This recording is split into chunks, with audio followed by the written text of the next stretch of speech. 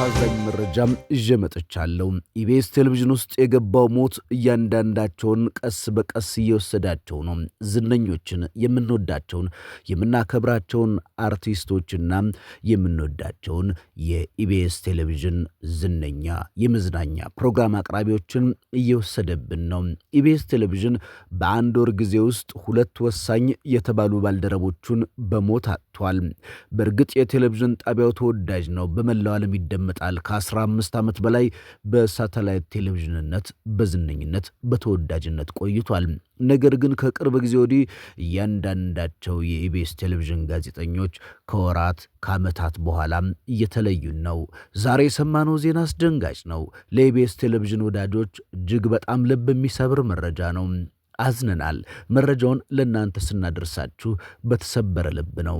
ለኢቢኤስ ቴሌቪዥን ጋዜጠኞች፣ ለኢቢኤስ ቴሌቪዥን ተመልካቾች እንዲሁም ደግሞ ለአቶ አማነ ፍስሐ ጽዮን ቤተሰቦች መጽናናት እንመኛለን። ዛሬ ረፋድ ላይ የተሰማው ዜናም አሳዛኝ ነው። አቶ አማነ ፍስሐ ጽዮን ከዚህ ዓለም በሞት ተለዩ። የኢቢኤስ ቴሌቪዥን ዋና ሥራ አስፈጻሚና መስራች የነበሩት አቶ አማነ ፍስሐ ጽዮን በአደረባቸው ሕመም በሕክምና ሲረዱ ቆይተዋል። በእርግጥ ከዚህ ቀደም ተከሰው ፍርድ ቤት በቀረቡ ጊዜ በተለይ ደግሞ በአንዲት ዶምቢዶሎ በተከሰተ ወይም ደግሞ ያንን አስመልክቶ በቀረበ ዶክመንተሪው ላይ ተከሰው ቀርበው ፊታቸውን ባየን ጊዜ ህመም ቢጤ የነካቸው ይመስል ነበረ። ታዲያ ዛሬ የካቲት 4 2018 ዓ.ም ከዚህ ዓለም በሞት ተለይተዋል። የቴሌቪዥን ጣቢያው ለኢትዮጵያ ሚዲያ እድገትና ለጣቢያው በተለይ ደግሞ ስኬት ትልቅ ሚና የተጫወቱት እኚሁ ባለቤት የታላቅ ራዕይ ባለቤት የሆኑት ብርቱ ሰው ዛሬ እንደ ቤተሰብም እንደ ጣቢያም አተናቸዋል። የአቶ አማነ ፍስሐ ጽዮን ራዕይ ይቀጥላል ይላል የቴሌቪዥን ጣቢያው መልእክት። ኢቢኤስ ቴሌቪዥን በአንድ ወር ጊዜ ውስጥ ሁለት ወሳኝ የተባሉ ባልደረቦቹን በሞት ተነጥቋል። ከወር በፊት የኢቢኤስ ቴሌቪዥን የቤተሰብ ጨዋታ አዘጋጅና ሁለገቡ አርቲስት ነጻነት ወርቅነህ በህመም ምክንያት በድንገት ከዚህ ዓለም በሞት መለየቱ አይዘነጋም። ታዲያ ይህን የኢቢኤስ ቴሌቪዥን ጋዜጠኞችና የኢቢኤስ ቴሌቪዥንን እያንኳኳ ያለው የሞት ጉዳይ ብዙዎችን ያሳዘነው፣ ምርጦቹን ለቅሞ እየወሰደ ነው። በተለይ ኢቢኤስ ቴሌቪዥን በብዙ መልኩ የሚወደድ የሚደነቅ የቴሌቪዥን ጣቢያ ነው። ለ15 ዓመታትና ከዛ በላይ በቴሌቪዥን ጣቢያው በርካቶቻችን ተዝናንተናል። የቴሌቪዥን ጣቢያው ፕሮግራሞች አዝናኝ ናቸው። እሁድ ቀን ብዙዎች ማየት የሚወዱትና የሚመርጡት የኢቢኤስ ቴሌቪዥን ነው። በተለይ በኢቢኤስ ቴሌቪዥን ባለቤት ህልፈት ምክንያት ጠቅላይ ሚኒስትር አብይ አህመድ ሳይቀር ሐዘናቸውን ገልጸዋል። ጠቅላይ ሚኒስትር አብይ አህመድ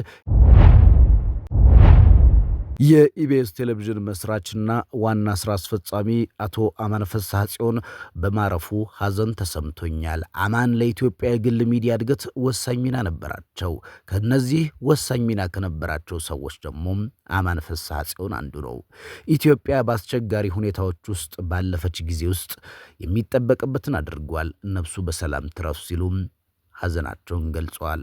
በተለይ የኢቢኤስ ባልደረቦች፣ የኢቢኤስ ሰዎች አዝነዋል። ዛሬ ለመላ ኢትዮጵያን ታላቅ ሰው፣ የመዝናኛ ሰው፣ የመዝናኛ ኢንዱስትሪውን በዋነኝነት ሲመራ የነበረ ሰው አርፈዋል፣ ተለይቶናል። ይህ ሰው በርካታ ኢትዮጵያውያን የሚያዩትን የቴሌቪዥን ጣቢያ ምርጫ ባጡ ጊዜ ምርጫ ሆኖ የሚታይ የቴሌቪዥን ጣቢያ ይዞ ብቅ ያለ ሰው ነው። ከጠቅላይ ሚኒስትር አብይ አህመድ እስከ ትልልቅ ባለስልጣናት ድረስ ሐዘናቸውን ገልጸዋል። የግል ሚዲያውን ዘርፍ በመምራት ረጅም ጊዜና ዘመናት ያስቆጠረም የቴሌቪዥን ጣቢያ የሰጠን ሰው ነው። እጅግ በጣም ተወዳጅና ምርጥ ፕሮግራሞችን ለኢትዮጵያውያን ያበረከተ፣ በተለይ የኢቢኤስ ቴሌቪዥን ማኔጅመንትና ሰራተኞች በታላቁ መሪያችን ህልፈት የተሰማንን መሪር ሐዘን እንገልጻለን ሲሉ ሐዘናቸውን ገልጸዋል። የአቶ አማነ ራዕይ ይቀጥላል የሚለው ኢቢኤስ በተለይ በበጎነት በርካቶችን በመርዳትና በመደገፍ ኢቢኤስ ቴሌቪዥን ጣቢያ ዘመን ተሻግሯል። መልካም በመስራት መልካም በማድረግ በርካቶች እንዲከተሉትና እንዲያዩት ማድረግ ችሏል፣ አስገድዷል። ይህ ደግሞ እጅግ በጣም ለብዙዎቻችን የሚያሳዝንና የሚያስከፋለት ነው። የዛሬዋ ቀን ብዙዎች የሰሙትን ዜና ተጨንቀዋል፣ ተገደዋል። በእርግጥ የእሳቸው ህልፈት ለብዙዎች ሐዘን ነው። ነገር ግን የሰሩትና ለኢትዮጵያውያን ያስቀመጡት ውለታ ትልቅ ነው። የኢቢኤስ ቴሌቪዥን ስራ አስፈጻሚ አቶ አማን ፍስሐ ጽዮን የሰሯቸው ስራዎች ለጋዜጠኞቻቸው የሰጡት ክብርና ጣቢያው በህዝብ ዘንድ ያለው ቦታ ከፍ ብሎ እንደሚቀጥል ወዳጆቻቸውና የሥራ ባልደረቦቻቸው ገልጸዋል። በእርግጥ ኢቢኤስ ቴሌቪዥን በኢትዮጵያ ታሪክ ለረጅም ዘመናት ከታየና ሁሌም ኢቢኤስ ራሱን ችሎ የቆመ የቴሌቪዥን ጣቢያም ሁሌም ደግሞ በሰዎች ዘንድ ተመልካች አለው። ብዙዎች የሚወዱት ዘመናት የሚሻገሩ ፕሮግራሞችን የሰራ የቴሌቪዥን ጣቢያ ነው። በየጊዜው የሚያደርጋቸው ለውጦች፣ በየጊዜው ደግሞ የሚሰራቸው የፕሮግራም ይዘቶች በተመልካቾቹ ዘንድ ይበልጥ ይወደዳል። ይህ ተወዳጅ የቴሌቪዥን ጣቢያ ቴሌቪዥን ሆኖ እንዲቀጥል ደግሞ የአመራሩ ጥንካሬ ትልቅና ዋነኛ ነው። የኢቢኤስ ቴሌቪዥኑ ዋና ስራ አስፈጻሚና ባለቤት አቶ አማን ፍስሐ ጽዮን እነዚህን ሁሉ ስራዎች ሰርተዋል። የኢቢኤስ ቴሌቪዥን ዋና ስራ አስፈጻሚና መስራች የነበሩት አቶ አማን ፍስሐ ጽዮን ባደረባቸው ህመም በሕክምና ሲረዱ ቆይተው ዛሬ የካቲት 4 2018 ዓ.ም ቀን ከዚህ ዓለም በሞት ተለይቷል።